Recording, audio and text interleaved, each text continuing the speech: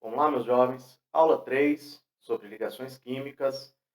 No momento a gente vai falar agora das ligações metálicas, um grupo mais curtinho, mais fácil, mais tranquilo da gente entender dentro do estudo das ligações químicas. Vamos abrir a tela aqui e vamos abrir o breve slide aqui de ligações metálicas. Obviamente, nas ligações iônicas eu tinha metal e ametal. Lembra? Olha lá na aula 1. O metal dou o elétron para o ametal. Nas ligações covalentes, eu só tenho ametais. E aí eu tenho compartilhamento de elétrons. Todo mundo aumenta a quantidade.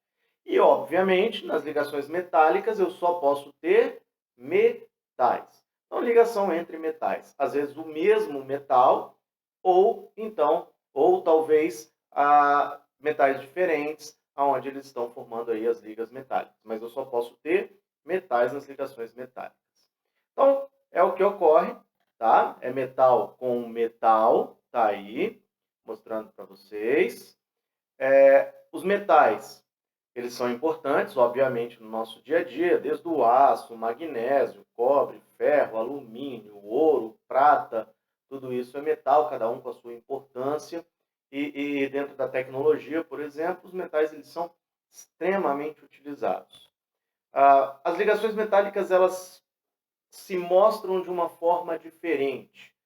A busca pela estabilidade, com os outros átomos, com as outras ligações, eu doava elétron, compartilhava. Nas ligações metálicas, não. As ligações metálicas, eu só preciso entender como que esses átomos vão buscar a estabilidade.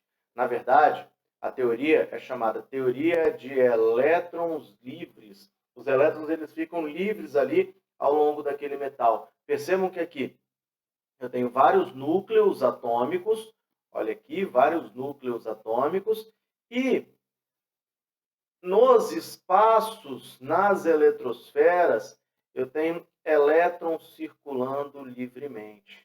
E aí, os átomos envolvidos, eles perdem elétrons das camadas mais externas e eles vão circulando livremente, formando o que nós chamamos de nuvem eletrônica, ou também mar de elétrons, elétrons circulando livremente.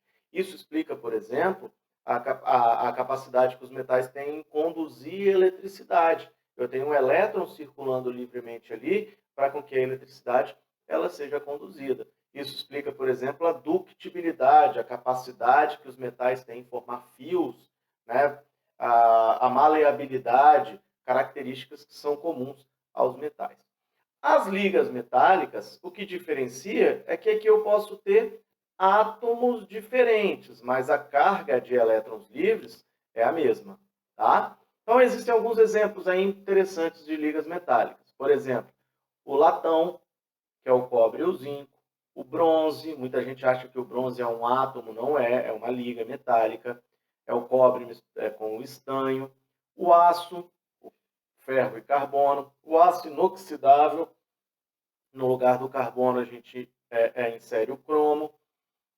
O ouro 18 quilates, que não é um ouro puro, ele tem o cobre misturado. A prata de lei, que também tem o cobre misturado, e por aí vai. Existem N exemplos de ligas metálicas. Então, professor, o que eu preciso saber para as ligações metálicas dentro do meu Enem? Primeiro, eu não vou montar ela de acordo com a teoria do octeto, embora elas cumpram, né? Porque os elétrons eles estão girando livremente, e você tem que entender essa teoria de que eu tenho aqui o mar de elétrons que conferem uma série de características aos metais. Tá bom? Bem tranquilo isso, né?